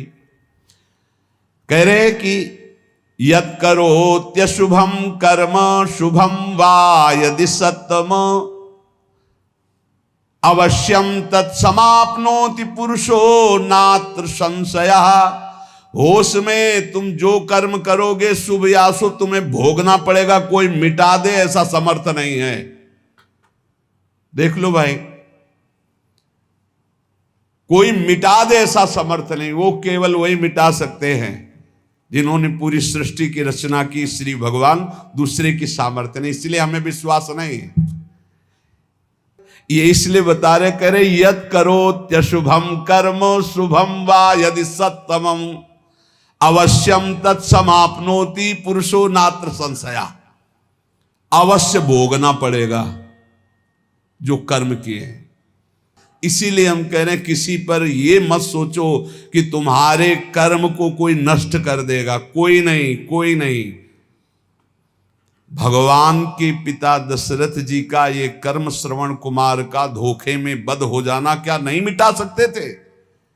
उनके पिता ने शाप दिया, जैसे मैं पुत्र वियोग से मर रहा हूं ऐसे तू तड़प करके मरेगा। वैसा ही पूज्य महाराज दशरथ जी हा राम कह करके प्राण त्यागी। इसलिए बहुत होश में अगर गलत कर्म करोगे तो उसको भोगना पड़ेगा। और ये भ्रम छोड़ दो कि कोई तुम्हारे दान पुण्य सेव संतरा देने करके तुम कोई जंतुर अंतुर बंधवा कर अपने पाप कर्म को मिटा दोगे। मुझे समझ में नहीं आता, क्योंकि हमारा शास्त्र ऐसा नहीं कहता। बड़े बड़े महापुरुषों को भोगना पड़ा है, और उनकी तो बात क्या, जो ईश्वर कोटि के है, फिर साधारण को ऐसे मिटा सकते हैं। यद करो शुभम कर्म शुभम वा यदि सत्तमो, भाई ध्यान करो, कोई भूल करके पाप मत करो, नहीं तो उसे भोगना पड़ेगा, अवश्य अवश्य भोगना पड़ेगा। कोई नहीं मिटा सकता, संसार में कोई नहीं मिटा सकता। इसलिए सताम धर्मेण वर्तेत क्रियाम शिष्टवदाचरेत असंक्लेशेन लोकस्य वृत्तिम लिप्सेत वै द्विज। जो सत्पुरुषों ने आचरण किए हैं, जो सत्पुरुषों ने आचरण का विधान किया है, उसके अनुसार जो आचरण करता है वो धर्म है, और धर्म करने वाला कभी दुखी नहीं होता। तो आप कहोगे धर्मराज युधिष्ठिर को 12 वर्ष का वनवास, 1 वर्ष का अज्ञातवास मिला, धर्म करना क्या, वो तो धर्मराज हैं। तो जुआ खेलना अधर्म है, उपहास करना किसी का अधर्म है, किसी को नीचा दिखाना अधर्म है, अधर्मियों की सभा में बैठना अधर्म है, कई तरह की बातों का अधर्म होता है। जान रहे हैं कि महाराज धृतराष्ट्र इस समय अधर्म से युक्त हैं, तो उनकी आज्ञा का पालन नहीं करना चाहिए। जान रहे हैं कि छल कपट अधर्मी शकुनी है, पासा वो चल रहा है, जीत उनकी हो रही, खुला अधर्म, खुला अधर्म का खेल हो रहा, कैसे स्वीकार कर लिया। और द्वित कीड़ा अधर्म है, मदिरा पीना, व्यभिचार करना, मांस खाना, द्वित कीड़ा करना, ये सब एक लाइन में रखा गया है। इसीलिए महाराज को 12 वर्ष का वनवास, 1 वर्ष का अज्ञातवास भोगना पड़ा। सत्पुरुषों द्वारा पालित धर्म के अनुसार बर्ताव करे। जो संत पुरुष आचरण करने का विधान करते हैं, शास्त्र विधान करता है, वैसे ही कभी दुख नहीं मिलेगा। ध्यान रखना, अधर्म करने पर ही दुख का परिणाम भोगना पड़ता है। ये जो हमारे नाना प्रकार के शारीरिक मानसिक क्लेश हैं, ये हमारे पाप कर्म का परिणाम है। भली भांति कोई भी कर्म करने के पहले विचार करो, तो अंदर से सबके भगवान सदगुरु रूप में बैठकर उत्तर देते हैं कि तुम गलत करने जा रहे हो, मत करना। दूसरे लोगों के किए हुए कर्म को देखकर मत करो। बहुत लोग ऐसा करते हैं। अब तो सब नरक जाएंगे, तुम भी जाओगे क्या? तुम सत्संगी हो, तुम्हारा विवेक जागृत होना चाहिए। सब अगर 1000 लोग हैं, 1000 गलत कर रहे हैं, तो एक सही चलो, चलो तुम अपने मार्ग पे, 1000 का अनुसरण नहीं करना। जीवन निर्वाह के लिए ऐसी वृत्ति अपनाओ जो धर्म पूर्वक हो, तो तुम सुखी रहोगे, तुम्हारा परिवार सुखी रहेगा। सब तरह से सावधान रहो कि तुम्हारे घर में अधर्म का 1 रुपया ना आने पावे। सावधान रहो। जैसे कुछ लोगों की मान्यता है कि संत जन अधर्म पचा सकते हैं। भीष्म पितामह जैसा महात्मा कोई होगा, 12 वैष्णवाचार्यों में है भीष्म जी, और अखंड बाल ब्रह्मचारी, और अखंड चिंतन करने वाले भगवान का।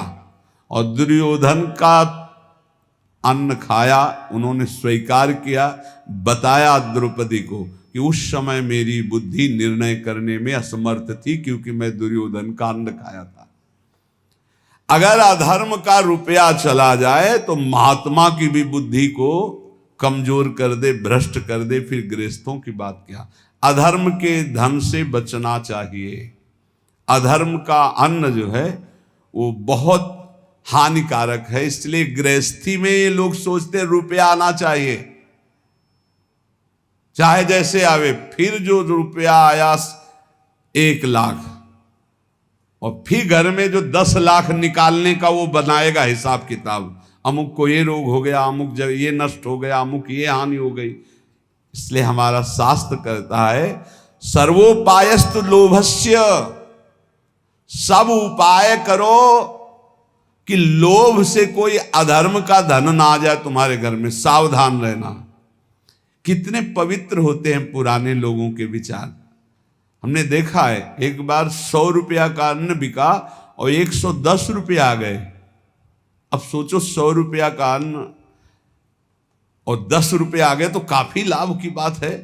लेकिन जब वहां गिना गया घर में और 110 आया तो जो घर के मालिक थे उन्होंने कहा बिल्कुल इसी क्षण जाओ और ये पूरा रुपया उनको दिखाओ कि इसमें 10 का एक नोट ज्यादा था, ये 100 देखो है, आपने रुपये दिए, हमारा 100 का अन्न बिका, 10 वापस करके आओ।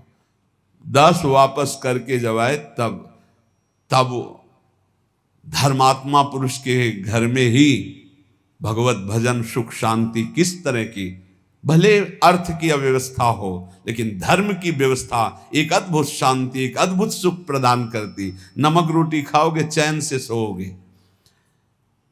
अगर अधर्म का भाव होता तो बोले अब हम तो बेचा है भाई, 110 आ गए, वो तो चलो 10 ज्यादा ही आ गए, वो निकलेगा कहीं ना कहीं से, किसी को परेशान करेगा, इसलिए कहा तुरंत हटाओ इसको। ये बात सत्संग में बैठा लीजिए, गृहस्थी में जो आप जन है या जो भगवत मार्ग में भी है, अधर्म का धन किसी को भी चैन शांति नहीं लेने देगा, तत्कालिक लगेगा, इतना आ गया यार सब ठीक है, सब ठीक नहीं, अब आतंक मचाएगा वो, अब दुख देगा। इसलिए उपाय करना चाहिए अपनी इंद्रियों को पावन करने वाले तप का, उपाय करना चाहिए किसी भी तरह से हमारे घर में अधर्म का धन ना आवे, इसका उपाय करना चाहिए भवसागर समुद्र से इससे पार होने का, भगवत प्राप्ति का, क्रूरता का जो अभाव, परम धर्म का आचरण, उत्तम व्रत महापुरुषों द्वारा आचरित और सर्वोत्तम ज्ञान इस समस्त पापों का नाश कर देता। सर्वोत्तम ज्ञान भगवान श्री कृष्ण चंद्र जो गीता जी में कहते हैं, हे अर्जुन यदि तुम ज्ञान को प्राप्त हो जाओ तो तुम्हारे सारे के सारे जन्म जन्मांतर के पाप नष्ट हो जाएंगे। अपि चेदसि पापेभ्या सर्वेभ्या पाप कृतमः सर्वम ज्ञान प्लवेनैव ब्रजिनम संतिष्यसि। अगर तू सब पापियों में भी अधिक पापी है तो भी तू ज्ञान के द्वारा निसंदेह संपूर्ण पाप समुद्र से अच्छी तरह तर जाएगा, पक्की बात है। अपि चेदसि पापेभ्या सर्वेभ्या पाप कृतमः। पाप करने वाले की 3 श्रेणियां होती हैं। एक होती पापकृत, मैंने पाप किया, पाप करने वाला, और एक होता है पाप कृतर, 2 पापी उनमें से एक अधिक पाप करने वाला। तीसरा होता है पाप कृतम, समस्त पापियों में सबसे बड़ा पापी। भगवान कह रहे पाप कृतमः, यदि तू सबसे बड़ा पापी है और तू ज्ञान प्राप्त कर ले तो तू सारे पाप से मुक्त हो जाएगा। भगवान का एक कथन सबको आश्वासन देता है, जो प्रश्न करता बोलते हैं मैं बड़ा पापी हूं, क्या मेरा भी उद्धार हो जाएगा? तो भगवान यहां कह रहे अपि चेदसि पापेभ्यः सर्वेभ्यः पाप कृतमः। पाप कृतमः माने सबसे बड़ा पापी। यदि तू सब पापियों में भी सबसे बड़ा पापी है तो तू भी ज्ञान के द्वारा निष्पाप हो जाएगा। पापों का त्याग करने में और भी साधन बताए गए हैं, लेकिन पूर्ण रूप से सबसे ज्यादा पाप करने वाला भी पावन हो जाए वो ज्ञान है, चाहे जितना बड़ा पापी हो। वर्तमान का पाप, पुराना पाप, ये सब मिलकर भारी संकट पैदा करते, भारी दुख पैदा करते हैं। पुराने पाप बाधा रूप में आते हैं, वर्तमान का पाप जलन, डिप्रेशन, विक्षेप ये तत्काल देते हैं। पुराना पाप बाधा पहुंचाता है। आप सही ढंग से चल रहे हो भगवत मार्ग में और आया एकदम टांग मारी के सब उलट पलट कर दिया। अब उस समय भगवान का दृढ़ भरोसा नाम जब, तो फिर संभल सकता नहीं, ऐसी टांग मारता है बिल्कुल नष्ट ही कर देता है। पुराना पाप पूर्व जन्म का ऐसा आता है, संभल के रहना चाहिए। बड़े बड़े को देखा फिसलते हुए। वर्तमान का पाप विक्षेप पैदा करता है, जैसे आपसे कोई गलती हो गई तो अब भजन में विक्षेप पड़ेगा, आपसे वर्तमान में कोई अब अशांति पैदा हो, जो ज्यादा मनमानी आचरण करोगे तो मन संकल्प विकल्प इतना सोच में चला जाएगा कि फिर आपको लगेगा कि वो क्या कहते हैं, वही जो मानसिक रोग होता है, डिप्रेशन आ गया। ये वर्तमान के पाप, वर्तमान में आप पापाचरण कर रहे हैं इसलिए ऐसा हो जाता है, जिसे आप जानते ही नहीं कि आप पापाचरण कर रहे हैं, वो पापाचरण है। यदि वर्तमान का पाप छोड़ दे तो बुद्धि शुद्ध हो जाए, तो पूर्व के पाप को भोगने में कोई परेशानी नहीं होती। ये बात, ये जो पूर्व का पाप आता है ये दंड रोग में आएगा, रोग रूप लेके या विक्षेप रूप के, या कोई घटना बन जाएगा पूर्व का पाप। अब उसे कैसे बचा जाता है? जैसे परमार्थ में आया, मार हाहाकार मचा दिया, उलट पुलट सब कर दिया, अब अपने को पकड़े रहना, जैसे कोई मजबूत सहारा मिल जाए हम उसको पकड़े रहें, ऐसे हमें पकड़े रहना। कुछ भी हो, चाहे मार डाले जाए, श्री जी को नहीं छोड़ेंगे, गुरु जी को नहीं छोड़ेंगे, कुछ भी हो जाए, कुछ भी हो जाए, आप पकड़े रहो पकड़े रहो पकड़े रहो, हवा ही निकल गई, सब खत्म, फिर ठीक। अब वो उसके विरोध में आ गया, इतने दिन भगवान का भजन किया, इतने दिन गुरु की शरण में रहे, यार कोई साथ नहीं देता, सब अपने कर्मों से भोगना ही पड़ता है, सब अपने को संभालना पड़ता है, कहीं कुछ नहीं भक्ति में। अब वो पाप आया था, गिरा के लेता चला गया।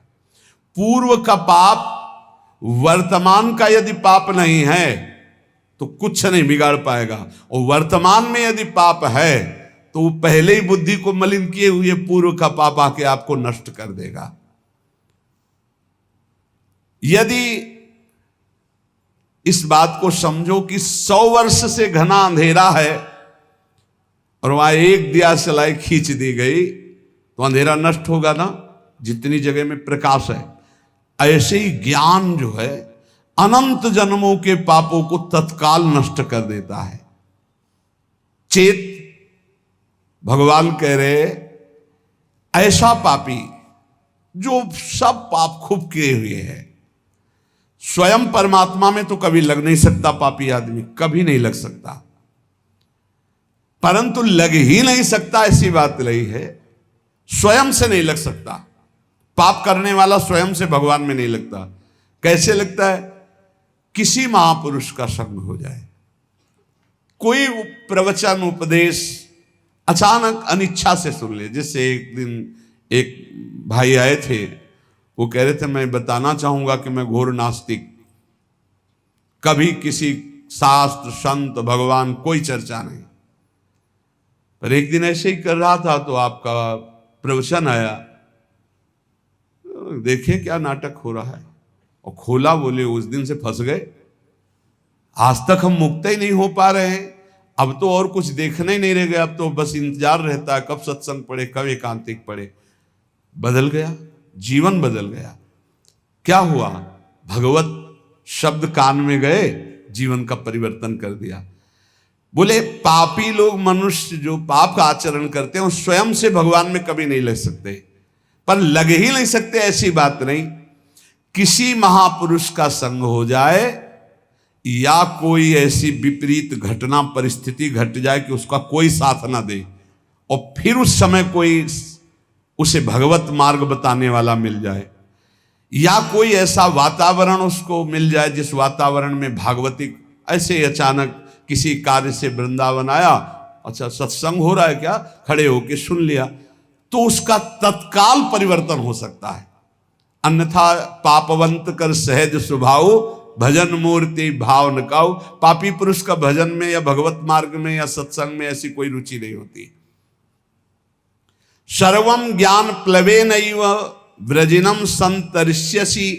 भगवान कह रहे हैं कि बहुत पाप किए हैं, लेकिन सदगुरु की शरण में बैठ गया और गुरु ने बताया कि देख, जितने कर्म होते हैं वो सब शरीर से होते हैं।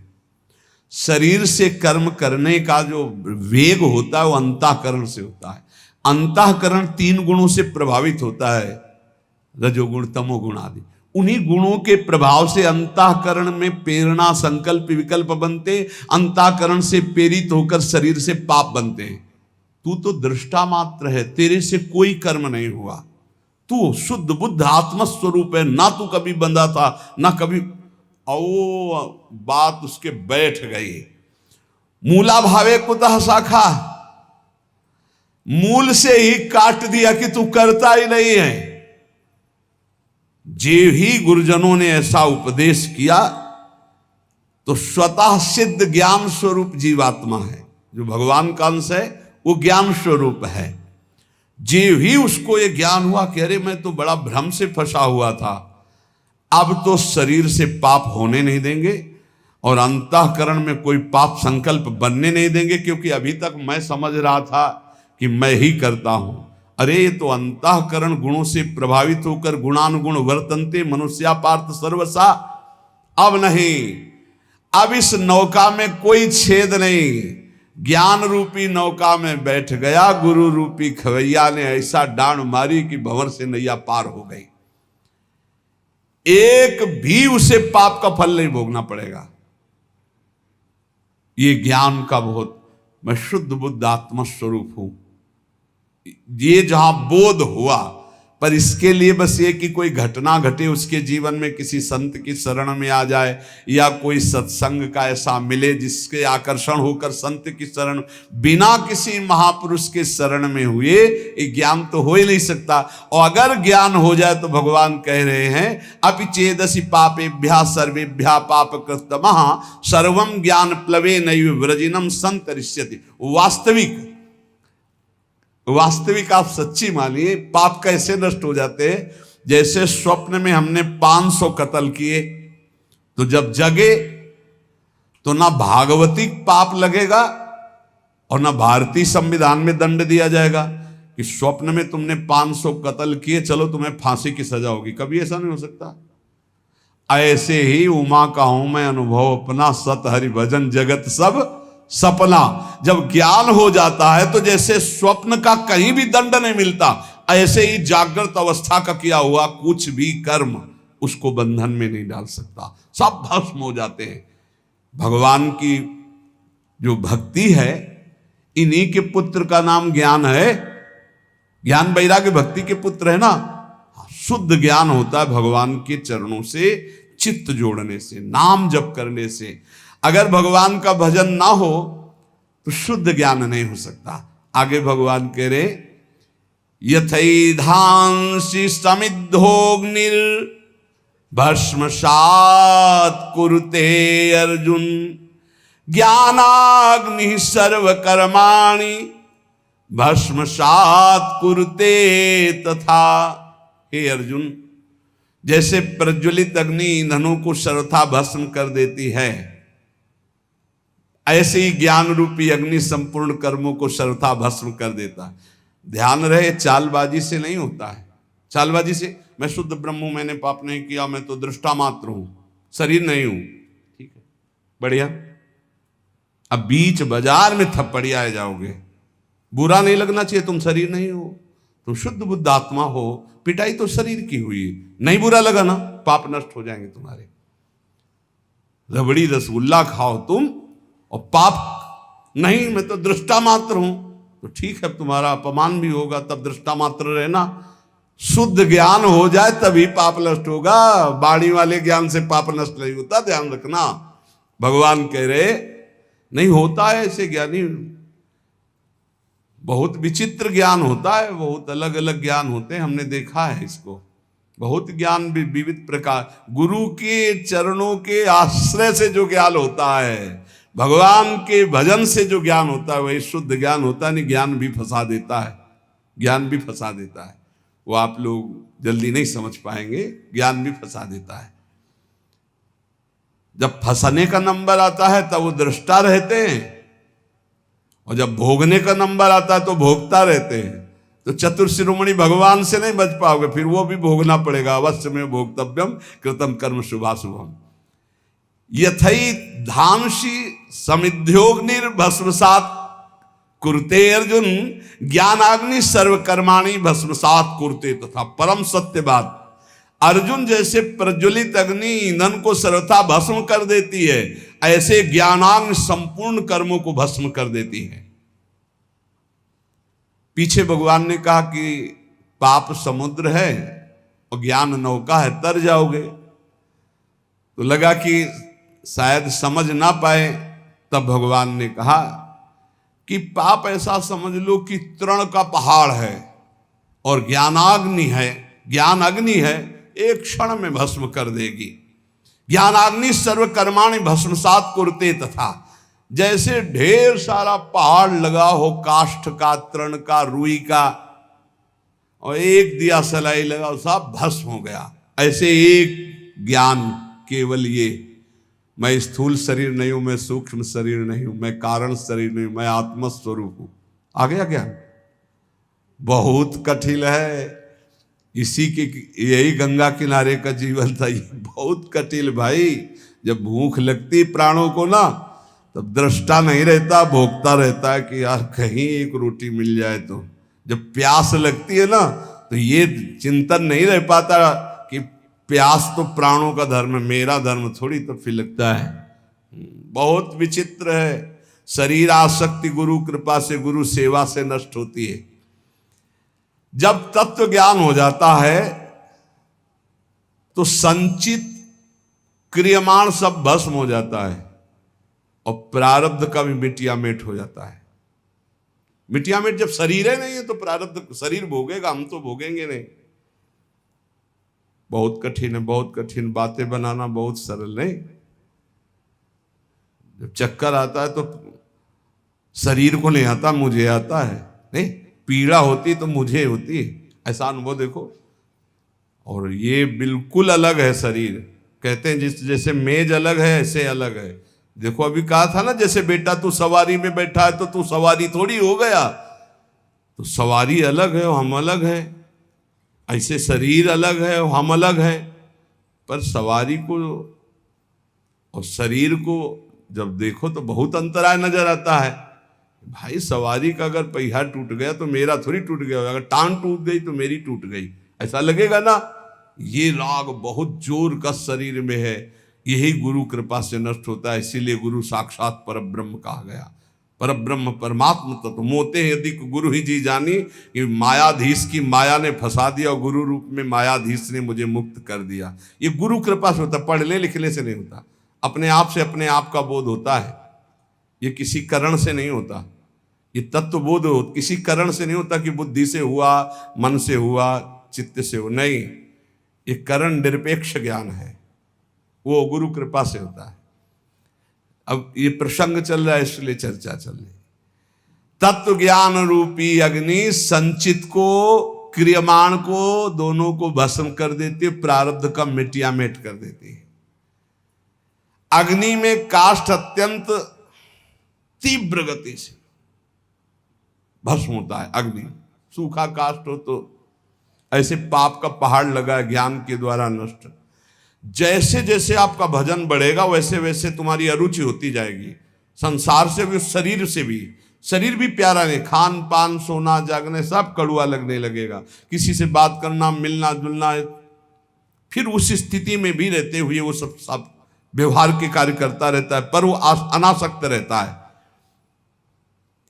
अपने शरीर से, संपूर्ण संसार से संबंध विच्छेद हो जाता है ज्ञान के द्वारा। अंदर ही संबंध विच्छेद होते ही वो अपने को ब्रह्म स्वरूप देखता है अपने आप से। अब ये कैसे समझ में आएगा? भजन करो तब अपने आप से ब्रह्म स्वरूप। जैसे एक भाई कह रहे थे कि अब हम जान गए आपको। भाई जान गए? हमें जान गए? नहीं नहीं नहीं नहीं, अपने को जान गए। भाई तुम अपने को जान गए? बोले नहीं। तो हम कहा क्या जान गए? तो पता नहीं। ये आजकल जो ज्ञान पढ़ लिया जाता है ना, और जब आंख में आंख डाल करके बात करो ना, मिला के एकदम, तब फिर वो जान गए आप। नहीं, वो अपने आप सत्य निकलेगा। उस समय जैसे नहीं होता किसी को वशीकरण कर ले, फिर वही बोलेगा जो स्थिति है इसके। वो एक इंजेक्शन लगाया जाता है जिससे सत्य बुलवाया जाता है। वो एक क्रिया होती जो सत्य बुलवाया जाता है, वो ऐसे लगा करके वैसे पूछा जाता है तो वो वही बोलता है जो उसके अंदर चलता रहता है, सत्य। वो नारकोटिक है, ऐसे कुछ होता है। हाँ, ऐसे अपने यहाँ भी होता है। जब गुरुजन आंख में आंख डालते हैं तो परम पद कोटि बोले, नारकोटिक का नरक वाली बात का है, वो अपने आप वही बोलेगा जो स्थिति है। अन्यथा ऐसे नहीं कह देगा हाँ, अगर हाँ है तो हाँ बोलेगा, नहीं नेत्र में नेत्र मिला के जब बात की आप ऐसा नहीं, अगर हाँ तो फिर स्वीकृति हो जाएगी हाँ है। क्रिया प्रकृति के द्वारा हो रही ज्ञान का विषय है, मैं करता नहीं हूं। भला कुछ समझ में आ रहा है ये बात? चूंकि काशी वाली ये चर्चा है इसलिए वृंदावन में तो समझ में नहीं आएगी। यहाँ यही समझ में आएगी, नाम जप करो, खूब नाम गुण कीर्तन करो, प्रभु का चक्र प्रसाद पाओ, ब्याज भरोसे कुंवर के सोवत पाओ। समझ में आ गई ये समझ में आ जाएगी। भगवान कह रहे हैं, इसलिए थोड़ा सुन लेते हैं। भगवान कह रहे हैं जितनी क्रियाएं हैं वो सब प्रकृति से हो रही, वास्तविक सब प्रकृति से हो रही हैं। अपने स्वरूप से क्रिया कोई भी नहीं, स्वरूप निष्क्रिय है। सुन लो, बढ़िया बातें हैं। नाड़ियों में जैसे रक्त प्रवाह हो रहा तो स्वाभाविक हो रहा है। शरीर जब बालक था जवान बना तो स्वाभाविक बना, तुम थोड़े थे। नस नाड़ियों में रक्त प्रवाह तुम कर रहे हो क्या? बालक अवस्था से जवानी अवस्था में शरीर गया तो तुमने किया क्या? किस तारीख को तुमने जवान बनाया शरीर को? नहीं। एक भगत जी आए थे, बोले एक लड़का हमारा भगवान का भगत है, और ऐसे कहते जा रहे थे। समाज कहती कैसा लड़का आपने पैदा किया, ऐसा वो बोल रहे तो हमका भगवान कोई आपके पास ऐसा मसाला नहीं था कि आप ऐसे पैदा कर दे, आप ऐसा मत बोलिए। भगवान की कृपा से वो भजनानंदी जीवात्मा आपके यहाँ पुत्र रूप में आया। आप इतना मैंने बोले लोग कहते हैं कि आपने कैसा बालक पैदा किया है, हमका ऐसा हो तो 10-20 और पैदा करके दो, फिर तो हम हाँ भारत के कोने कोने में महात्मा फैल जाएं। स्वाभाविक होता है भैया। भगवान कह रहे हैं अपनी जैसे नस नाड़ियों में रक्त संचार हो रहा, तुम करते हो क्या? कोई अपनी नस नाड़ियों में रक्त संचार कर रहा है क्या? स्वाभाविक हो रहा है। बाल्यावस्था से जवानी, जवानी से बुढ़ापा तुम करते हो क्या? नहीं, स्वाभाविक हो रहा है। श्वासों का आना जाना स्वाभाविक हो रहा है। भोजन पाते हो, अंदर जाकर स्वाभाविक पच रहा है। जैसे ये सब क्रियाओं में तुम करता नहीं हो, ऐसे बाहरी क्रियाओं में भी तुम करता नहीं हो। शुभ अशुभ दोनों भी तुम्हारे द्वारा नहीं हो रही। ये सतोगुण, रजोगुण, तमोगुण की 3 माया की वृत्तियों के द्वारा हो रही। अगर ये ज्ञान हो जाए तो अभी तुम मुक्त हो जाओ कर्ता भाव से, तुम्हें कोई दंड नहीं भोगना पड़ेगा। बोले आज से हम बोल देंगे कि प्रकृति करती है, मैं थोड़ी करता हूं, फंस जाओगे। ये अंदर की वृत्ति है। अच्छाई और बुराई ये तभी तक रहती है जब तक अज्ञान रहता है, और जहां ये ज्ञान हो जाता है तो ना अच्छाई रहती ना बुराई रहती, वो ब्रह्म स्वरूप रहता है। ये जो लौकिक गुण दोष हैं दोनों से परे हो जाता है, वो गुणातीत महापुरुष हो जाता है।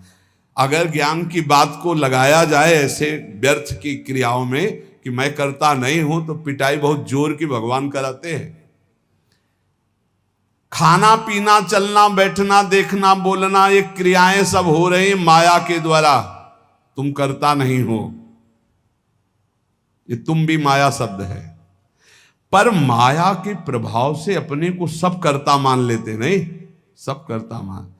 कितना बढ़िया हमने गाया, कितना बढ़िया हमने बनाया, कितना बढ़िया हमने ये सब हमने। और जब कोई गलत कुछ हो जाता तो बोले उसकी सत्ता के बिना पत्ता नहीं हिलता, तो ये गलत हुआ तो और भी पत्ते हिलेंगे, अभी पिटाई वाले पत्ते भी हिले। अच्छा किसने किया? मैंने। और बुरा किसने किया? बोले उसकी सत्ता के बिना पत्ता नहीं हिलती। तो उसकी सत्ता में नर्क भी है, रोग भी है और कानून विभाग भी है। ये ज्ञान को समझना, बहुत इस ज्ञान का दुरुपयोग कर रहे हैं। ज्ञान को समझना है।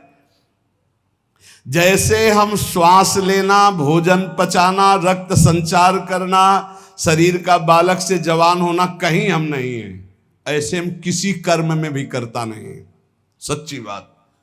पर माया के प्रभाव से हम अपने को कर्ता मान लिए गए। इसी कर्ता से कर्म बने, कर्म के कारण वो बंध गया, ना बंधना हुआ भी बंध गया। यद्यपि मृषा छूटति कठिनाई, यही तत्व ज्ञान गुरु के चरणों में होता है।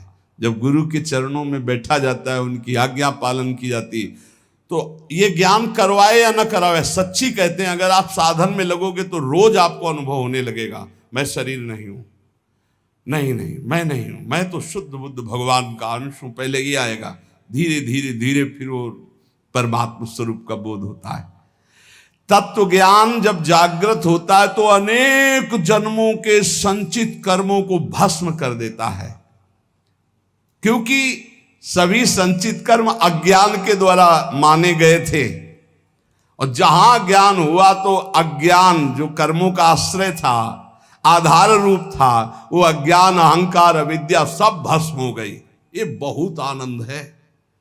वैराग्य में जो आनंद है वो कोई त्रिभुवन पति होने पर भी नहीं जान सकता, और जो वैराग्य के बाद ज्ञान में आनंद है उसका क्या कहना, और जो बोध में आनंद है फिर उसका क्या कहना, और फिर जो प्रेम में आनंद है वो तो पूछो ही मत। ये भोगी पुरुष जान ही नहीं सकते कि त्याग में क्या, वैराग्य में क्या आनंद है, फिर ज्ञान में, फिर बोध में है। रोज नवीन उन्माद सुख का होता है, नवीन उन्माद।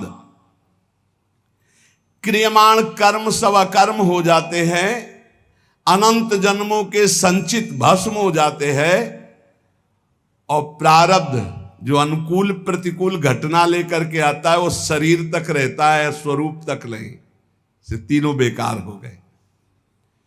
क्रियमाण प्रारब्ध संचित तीनों नष्ट हो जाते हैं ये ज्ञान होने पर कि मैं आत्मस्वरूप हूं, मैं स्थूल सूक्ष्म कारण शरीर नहीं हूं। अब इसका हम सरल भाव में वर्णन करते हैं। हे प्रभु, मेरे इस स्थूल शरीर से जो क्रियाएं वो सब समर्पित, सूक्ष्म शरीर में जो संकल्प हो नाथ आपको समर्पित, मेरे स्वभाव से जो भी कर्म बन जाए वो आपको समर्पित, मैं आपका, मेरे तीनों शरीर आपके, मेरे सब कर्म आपके, और राधा राधा राधा राधा राधा। ये गीता जी के भक्ति परक शुद्ध ज्ञान हो जाएगा, शुद्ध भगवत प्राप्ति हो जाएगी, कोई विक्षेप नहीं। ये समझने के लिए तो दूसरा मार्ग है, लेकिन सरल ढंग से मेरे तीनों शरीरों से जो भी बन रहा है वो सब आपको समर्पित। हे नाथ, आपके सिवा मेरा कोई नहीं। राधा राधा राधा, ये बहुत बढ़िया ज्ञान है। इसी ज्ञान से भगवत प्राप्ति हो जाएगी, इसी से ब्रह्म बोध हो जाएगा। ज्यादा परेशान होने की जरूरत नहीं। जब भगवान की शरण में हो जाते हैं तो हम सर्व पापेभ्यो मोक्षयिष्यामि मा शुचा। राधा राधा खूब नाम जप करो, जो भी कर्म है पवित्र कर भाव से करो, दूसरों को सुख पहुंचाओ और प्रभु को अर्पित कर दो। ये सब कर्म भजन बन जाएंगे। जितने सांसारिक कर्म भी हैं ये भी भजन बन जाएंगे जब भगवान को अर्पित कर दोगे। श्री राधा वल्लभ लाल की जय।